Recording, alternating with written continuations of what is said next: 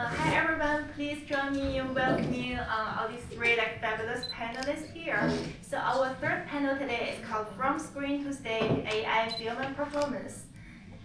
And welcome everyone. So this panel is not simply about AI making images, it's about AI changing what performance can be, how characters can possess, and how cinema can move from something we watch to something we enter. So we are no longer only asking whether a model can generate a convincing frame, but whether it can have great presence, continuity of intention, embodiment, memory, response, and relation across screen, stage, and live interaction. As AI moves from clips to characters, from prompts to system, and from images to world building, it forces us to rethink authorship, liveness, and what still must come from the human performer. So now let's start the conversation. So I have an easy question for all of you. So please describe what's your background, your interests, and what you are recent focus in one sentence, and how you know of our film hackathon. All right, I guess the lady will go first. Okay. First of all, it's a great honor to be sitting right next to professors. First of all, my name is Rick. I am a marketer for an AI model. I used to be in the marketing industry for entertainment, for brands, for entertainers, and entertainment brands. So I first came across MIT film hackathon, and I thought it's really interesting. There's a lot of key audience sitting, important people sitting in the audience that within our industry. We want to be a part of the influence. We want to learn from the professionals.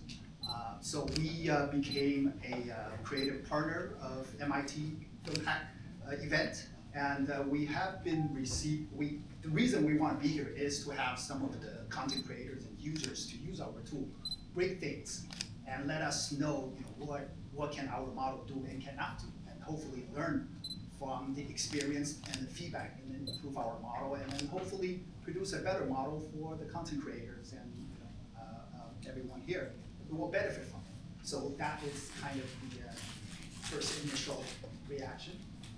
Yeah, and Rick Lee is a global marketing director of Baidu, which is a very top video generation tool nowadays. Yeah, so a lot of our hackathon participants have enjoyed the tool. So thank you. Thank you. Yeah. I just said so much already. One thing, when it comes to character presence and things like this, as I was getting on my way here, I was like, oh, there was this philosopher named Jacques Derrida, who I was just I kind of got tired of Derrida, like everyone else in the world. But he came up with this idea which he refers to as différance, which basically means that there's no symbol or no object that exists in a vacuum, right? It only takes on meaning because of what's on either side of it, right? But there's a third piece to this, there are a couple other pieces. There's the relativity of meaning around a character, around the development of a character. But there's also its past, so the history of that particular symbol or sign.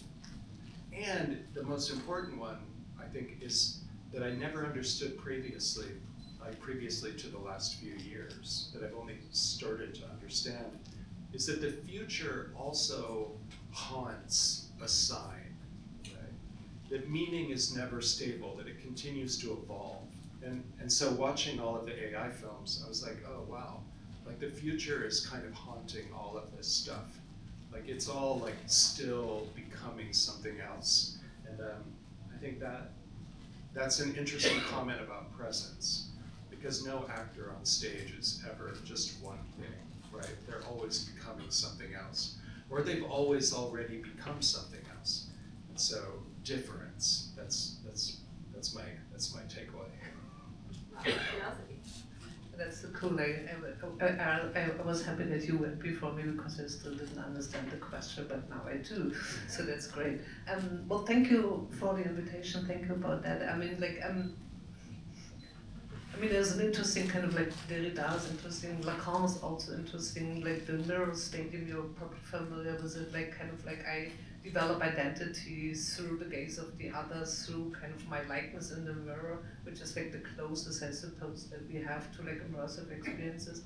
So my interest in my work, research, and my artistic practice is really more kind of, is lesser interested in creating works with AI that are AI generated. It's just that like, I'm more kind of tapping into that pretty common like phenomenon that we all are very interested in on consciousness and likeness and sentience and so forth, because AI is confronting us with not knowing. You know, we don't even know what life means. Yeah? We don't know what it means to be identified, and identification is for symbolic language or representational arts. That's what we do when we kind of look at some actor on a screen or on a stage, right, and kind of identify with that other, or we identify or being identified by the gaze of our mother as being, yes, I'm mom's little darling, that's my identity, or I'm sitting here with the gaze of you guys, I'm being elevated to professor and so forth, right? So like that kind of identity construction makes me like part of a bigger network, but I don't create identity for myself. I don't have the capability to actually kind of like decide who I am, kind of a little kind of counterintuitively, because we all think that we are the uniqueness of ourselves based on who we are and what we do, but that's not true. And artificial intelligence, of course, is confronting us with an identity sort of challenge, that we're not the best and the fastest and the smartest and the one with the privileged relationship to God and so forth. We are like even gender, all of that is becoming now up for grab, and like my work is more interested actually in looking into like what is like these like social contradictions and how to return as a formal problem in art that I would like to explore. Amazing. Yeah, thank you for the response. Like from very different perspectives, I need to say, and very philosophical, like jumping right onto our first part of this conversation. So, yeah, so what should I ask? Okay, let me ask some like easy question again. Okay, so I believe you all use some kind of AI tools, right? Spell check. Okay, so that means yes, I believe. So based on our recent discussion, like, could you say something about your experience when you are working with AI tools? Yeah, I mean that's like kind of like another interesting phenomenon. Like there's AI tools that are being used in science that seems to be fairly legit, but everybody I know who uses artificial intelligence for writings, for creative work, typically lies about it. We are ashamed of using it. Right, like we're kind of like, and that's a new thing. Nobody was ashamed to enter a train in the 19th century. I mean, you may be afraid, but not ashamed. And it's not guilt. Guilt is like something that I'm guilty of doing. That ashamed is there's something wrong with me. So like the identity disruptions that everybody experiences by actually kind of doing it tells us that we do know that the beast is pretty smart and that I am actually not doing that. So like often everybody is kind of like, well, but I gave it a prompt and I worked really hard on it, and all of those things, like, and then that's but there is a certain sort of like moment that is maybe similar to like the camera obscura in during the Renaissance, when kind of painters used the tool to kind of like create photorealistic representation that they didn't really paint. And so for us, it's even more problematic. I'm using AI, of course, a lot. I mean, even when I got your questions this morning, I run it through Claude and see what, No, of course, I mean, it's like always like my it's true, came so late.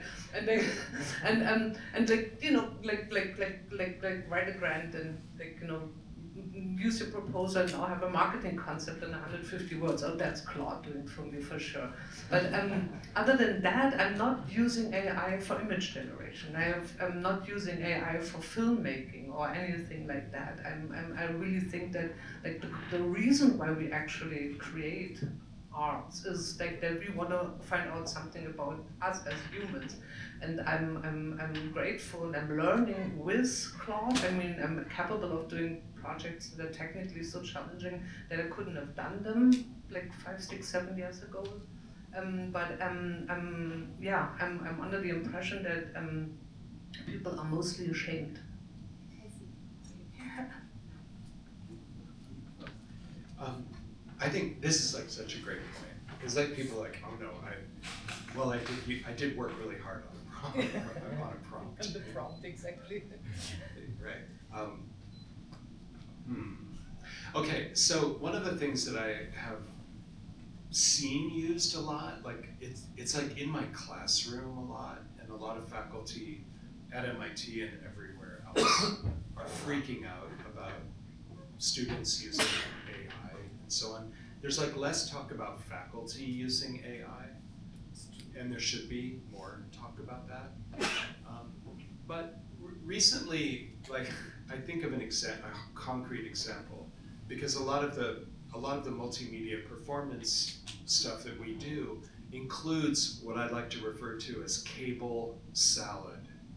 You know, so you've got like hundreds of SDI cables, HDMI cables, and this cable and that cable, and they're all plugged into the back of various types of hardware, switchers and Ethernet devices and routers and computers and video cards and all this junk.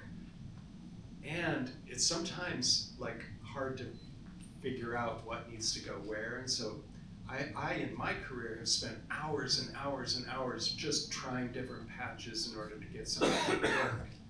And this like fantastic PhD student in my studio basically took a picture of the back of a mixing board and asked Claude. And she was like, well, it should go into this port. And I was like, huh. What makes you even think? Yeah, I mean, yeah, it's like an SDI loop through, sure. What a like interesting thing. So the fact that you could skip over a kind of dumb step that might have taken you an hour and a half and then a stroke of luck to like come up with a separate channel that was clean that you could send out of the board. We got to that in like 5 minutes and a Claude question. And I was pretty impressed that Claude could look at the back of like all these machines and cables and like spot the right port. It's pretty impressive. Yeah.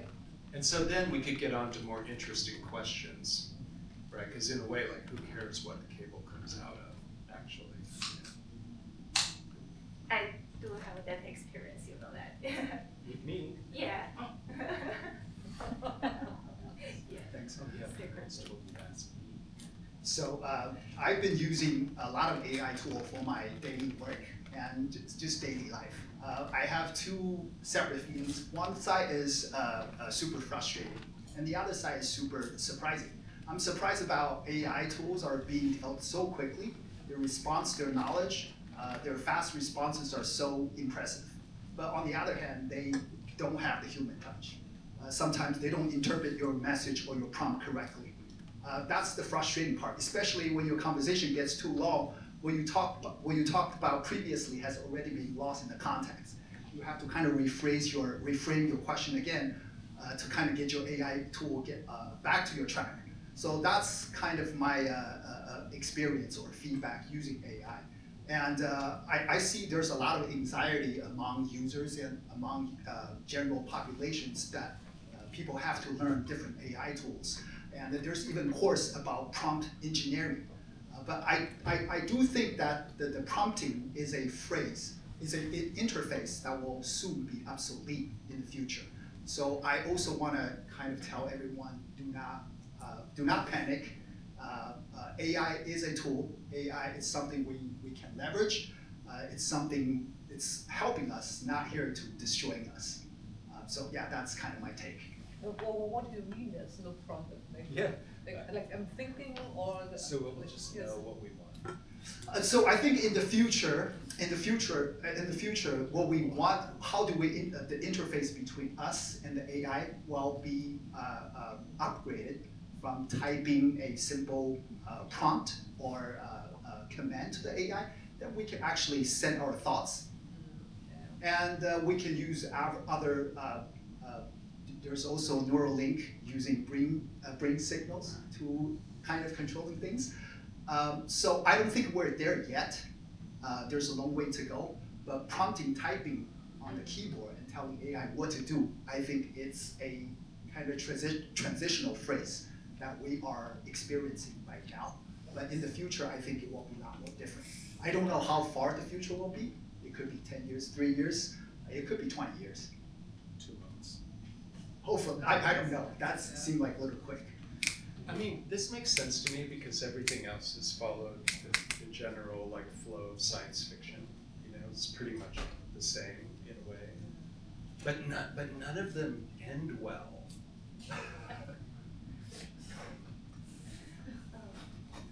So I wonder.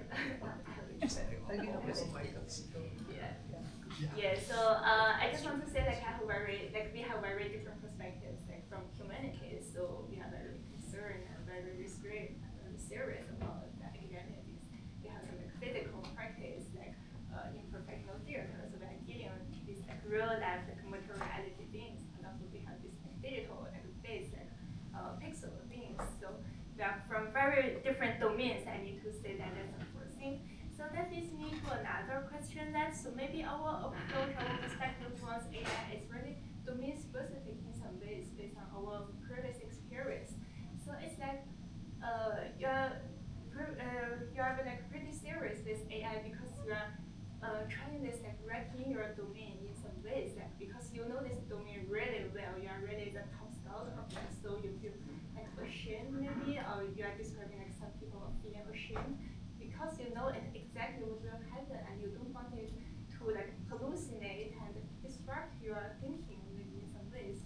But for another domain, like for like image making, like video making, like for these people, they are also like good in their domains. They are like specialists, but they are using this to leverage their efficiency. So this is very different perspectives. Yeah, and also like when I work with Jay, like something I know, so maybe I won't really ask AI because maybe I know AI better than AI, but sometimes for the physical things, for the cable, I don't know for sure. So I will consult it to see at a bar, like at a threshold, maybe it could tell me something. So like when you are approaching some field that you are not really familiar with, when someone is trying web coding, now web coding is really hot recently, right? When you are working with these cloud bots, these agents, so they're training AIs to approaching something they're not really familiar with, and they're discovering something from there. So what do you think of this? Is it a red phenomenon, or you might have some like sharp ideas about that? There's so much to say, but just about hallucinating like an AI, that's also interesting that like that is coming very, very, I mean, you hear that a lot, and AI is hallucinating, and I will say that's also kind of a manifestation of shame, because most of my colleagues or experts hallucinating by far more than even like the early AI model that hallucinate. So I mean, it was like the astonishment is really how often the AI is actually not wrong, but like actually right. I mean, again, human error has been definitely outwitting AI in the negative sense, and. The other thing I find interesting is like, why is it not telling me? I don't know. Why? Because humans taught like the AI to present knowledgeable where AI is not, which is exactly how we are. You know, we present knowledgeable, and the AI is actually. I mean, so that's never a problem for me. But like, what does happen is that because we all kind of pretend as if we are superior, and like these like notions of supremacy and superiority in relation to a tool that makes us, right, actually kind of smaller than we are, I think also has led to the desire of finding like almost like a spiritual kind of connection with the networked world, right? Like this actually me kind of connecting my consciousness with the machine, with other humans, with the animal. There's a certain desire to add quantum physics into everything now and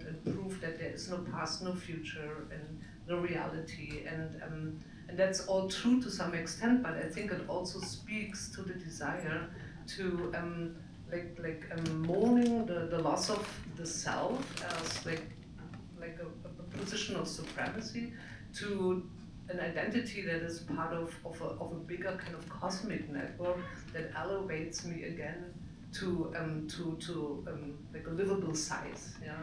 So that's like one thing. And I have one question. I mean, like the mind reading AI AI, which of course does exist already to some extent, but like, I mean, it reminds me a little bit of like the early Tesla scope, where you couldn't measure electricity because you turned it on and everything went on. So how does the AI filters? I mean, if it's really true that most of us think about sex 80% of the time, how does the AI know that this is not supposed to go in your grant proposal? You know, like, because that's also We question. set parameters. Yes, we set parameters. Okay, well that's good. All right, but I'm passing it on to you. Another question? No, the same question, go ahead. Well, I do kind of, I mean, I'm actually, as a professor type, I'm kind of thankful for AI because I now receive like really well-written briefs from everyone. It's like literally easier to read them.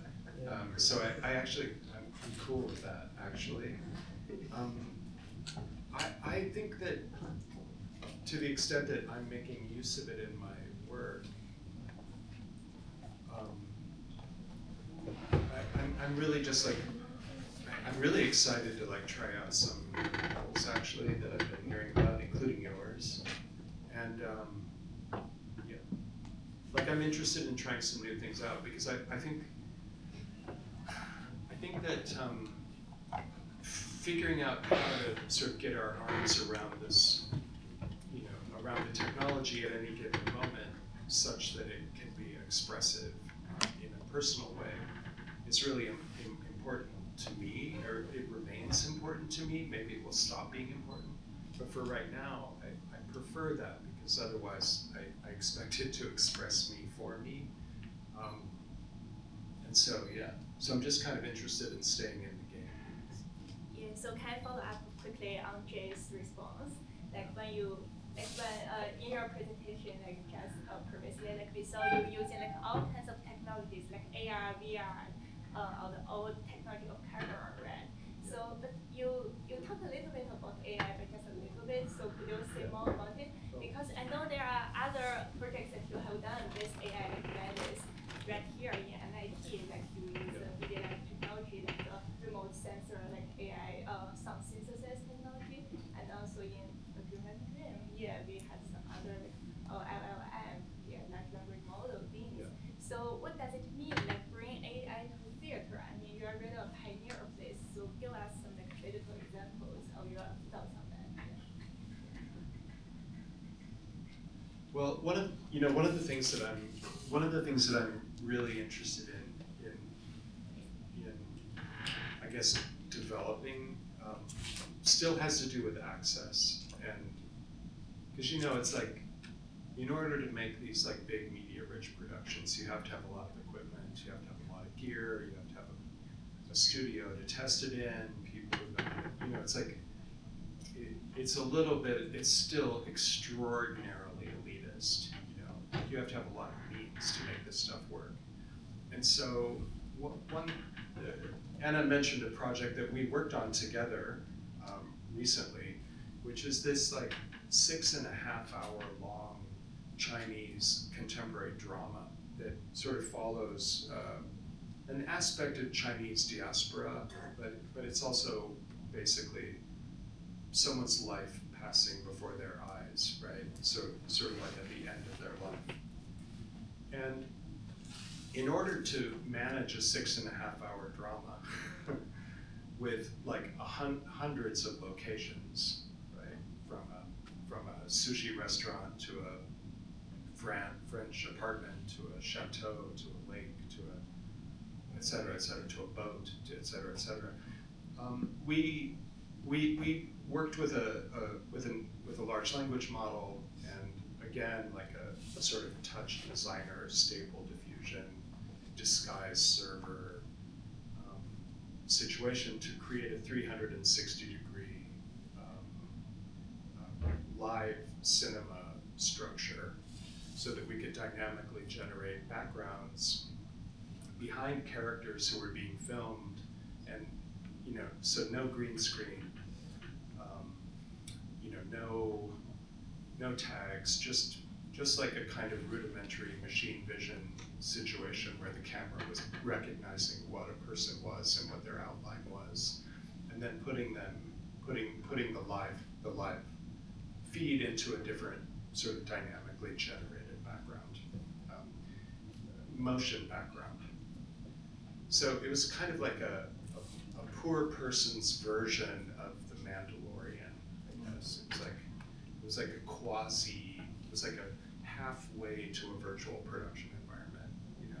So a virtual production environment without the LED wall and without the same kind of parallax in the camera, and without real camera tracking, right?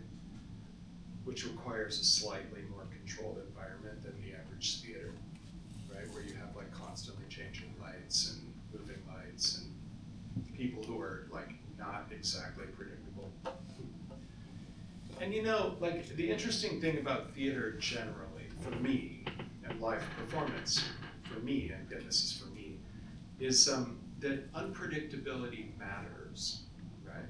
So like the behavior of the performers themselves matters, right?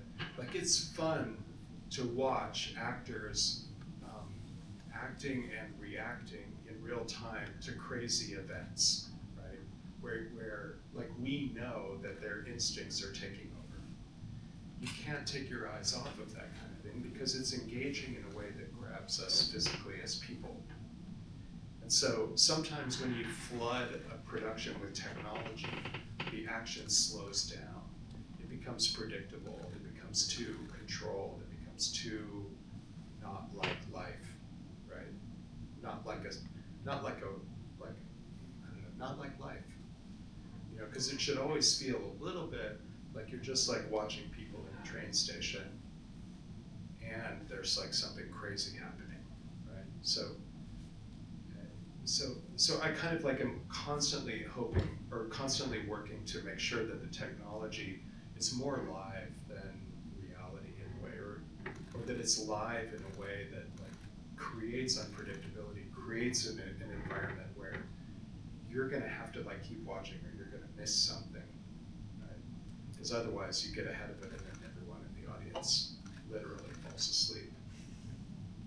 Yeah, very cool. So I will pass on this question to Rick, but ask like a little bit differently and from a sharper perspective. Yeah, so like we talk about like real life and the difference with theater and how theater feels like, and like for theater we will talk about this your idea later. Yeah, but there's just so many meanings in there that I can't hardly answer like talk back to the Rick. Yeah, but I wanna ask regarding Rick. Yeah, so my question is that so we do it like working towards like word model in a way. So I just want to see that if someone has used your like model or your algorithm towards like more multimodality than video generation, but actually I want to move to another question if that's more interesting. Sure. So that tools are making themselves like more and more perfect. I mean, perfect with their definition, like definitely. But like art is not always like so harmonic and safe and smooth, right? So art needs some like figures and risk and the friction parts. Yeah, so how do you deal with that balance that you think that when we are writing the models like better and better, it's becoming like more and more perfect, like you are deleting some part, important part of art? It's a very deep question. Thanks for that. And I think I will kind of departmentalize this question. So first, when we look at the AI models, we want to hyper-focusing on how does that model work. For LLM, large language model, it usually works as predicting the words right next after another. So for image models, we kind of try to stay out of the both fear and hype. I see this as a comfort zone. So we want to stay out of the comfort zone of both being feared and hyped. And goes to what relationship we have or what our artist or creator relationship with AI. I think that you cannot, for creators, artists, you cannot prompt yourself to have a better taste. So I think your editorial judgment, your vision is still very valuable. It's something AI cannot replace. Other than that, so moving forward in the future, you said how do we look at different models? I think that it's hard to get AI to direct. Let's say we have a scene and an actor came on and then played the scene. And it's very difficult to ask the AI model, say, hey, cut, reshoot the scene and make it sadder. This is still a human skill, human actor, actress. This is something AI cannot replace. So yes, so when I look at AI models from a marketer's perspective or from a creator's perspective, I think that we should, as creators, artists, they should protect their taste, their vision, and do not worry about that AI can replace your taste, your vision, and your imagination. So yeah, that's how I kind of look at it. I hope that answers your question. Okay, that's very inspiring. So I will jump to the next question regarding you two working in like academic institutions and like different definitions of theater and spatial and identity. So like I want to ask, like, do we need new vocabulary beyond prompting and generation, perhaps like directing, staging, rehearsing, or scoring? Yeah, these are all like theater vocabularies here. But do this vocabulary mean something like in your field, generally like in your university? Vocabularies that are attached to traditional theater? Yeah, I mean like it says what we use generally as like prompting or like generation. So do you feel like we need like more like human identity and agency like in this field, in this landscape, like William, what's happening now?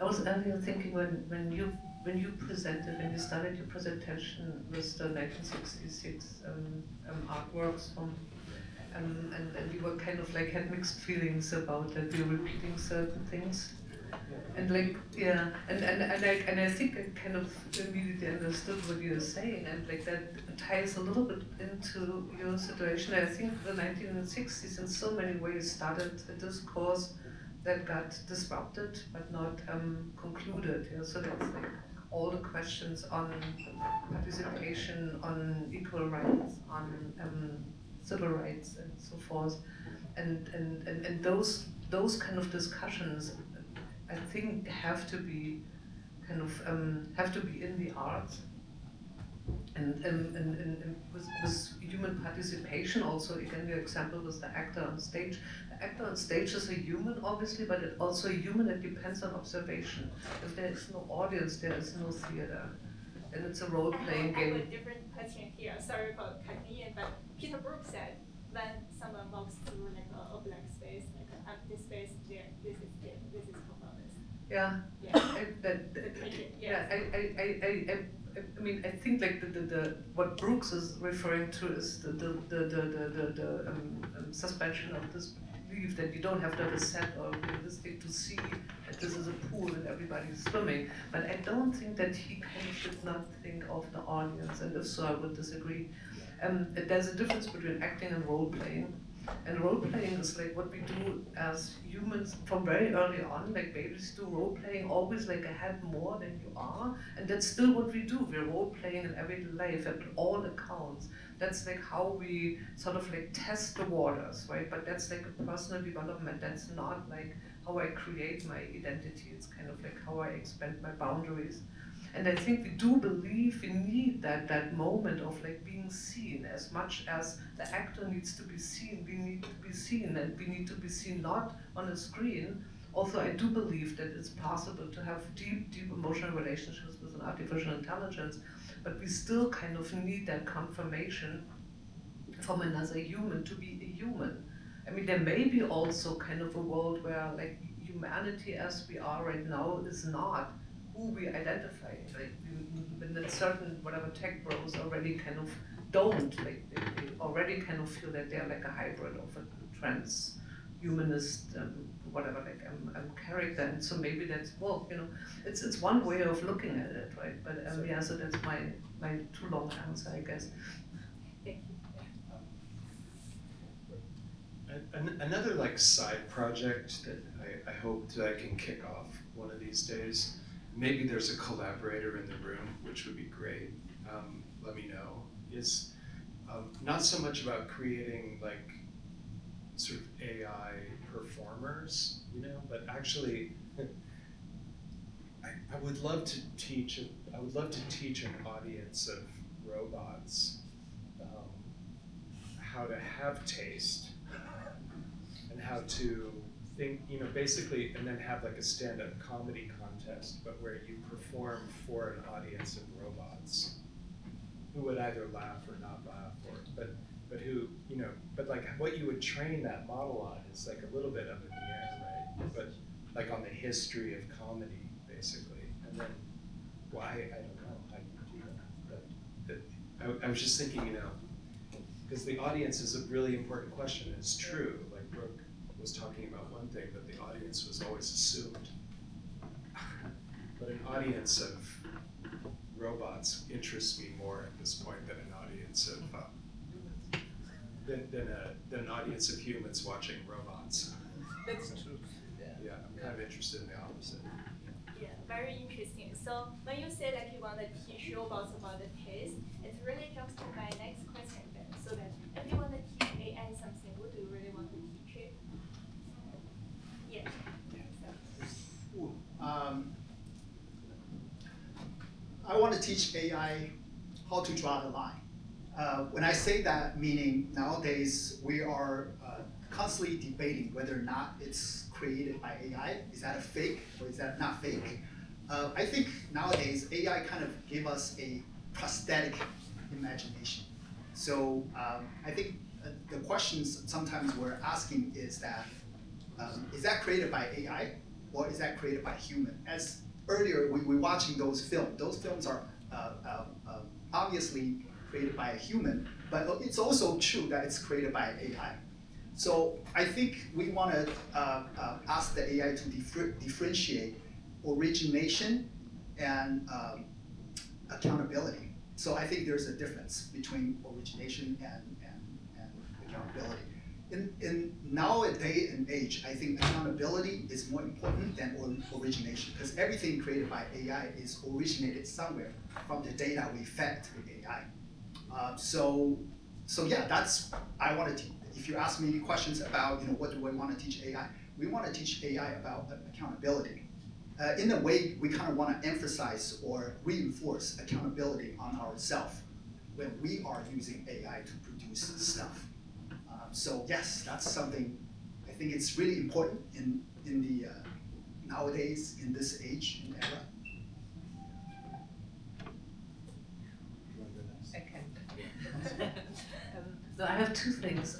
Like the first thing is that I think AI should, it is of course like integrated in robotics, and I want it to have its own sensory apparatus to see and smell and learn and touch, so that we are also being more independent from like data fed, right? I want it to be able to collect data and get their own impressions and be everywhere and look at the world and come to their own conclusions. And most importantly, I think I want it to be mortal, and I want it to be aware of its mortality, so that there is an endpoint for the AI, and so that creates like a certain ambition and drive that I would like to see.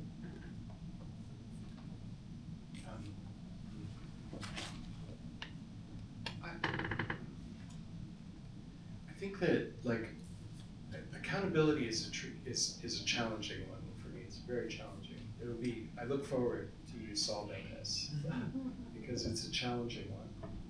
Because in a way, there's I think this filmmaker David Lynch made this comment where he's like, oh well, great art should comfort the disturbed and disturb the comfort of the comfortable, the folks who are comfortable. And interestingly, like what he's pointing out is that like artists, some of the great artists, sometimes for all the wrong reasons, have been like not accountable, right?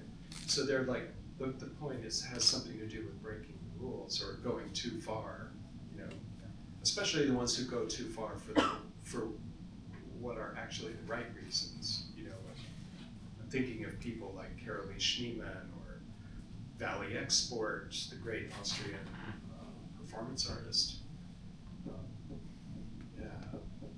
Christoph Schlingensief. You know, there's this kind of like great history of artists who were incredibly irresponsible, and as a result, you know, brought us somewhere incredibly special and allowed us to think in ways that were very unexpected. And you know, it's very hard to teach artists. It's like freaking difficult to train an artist.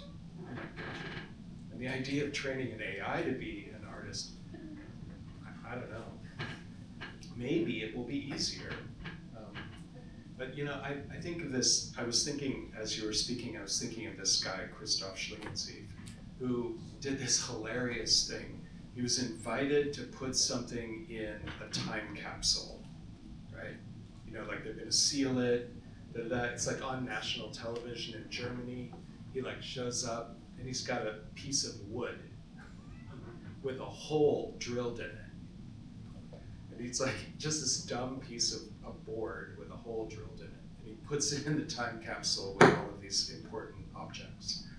And the reporter said, "So, what's with the piece of wood?" And he says, in his inimitable way, he's like, "The wood in 5,000 years will be gone, but the hole will always be there." So, because we don't have a lot of time left, I just want to wrap up this one brief question and then open the landscape to the audience. Yeah, but my last question is that we talk about like 5,000 years. Is that 5,000 years or 1,000 years? Like you just said, when the wood will be gone? Yeah, 5,000. Yeah. So I won't ask that. I will ask like 3 years. So what kind of work would be normal like in 3 years, which we think it's impossible for now? This one. Oh, that's great. Well, there's one factor about artificial intelligence that we haven't really discussed much. That's just the economic kind of upheaval, like that we are all aware of, like, that unemployment rates for like junior positions and so forth. Artificial intelligence is changing the world as we know it. It is quite possible that for many people there will be no way to make a livelihood anymore. So, like in 3 years, yeah, if I can hope, I hope that we have universal basic income, which I believe is important and needed. I hope that artificial intelligence will have helped us to whatever hyperfusion or anyway an energy resources that is not burning like the data center now on top of it, so that we will still have a planet to be here. And if universal basic income is coming, then of course the discrepancy between the artist that creates and the audience that receives will be completely null, right? And everybody will be creative. We will have more capability for communities to co-create together, and art will become something that is like a collective collaborative practice more than certainly not a business, but also not like the genius challenging like some divine message.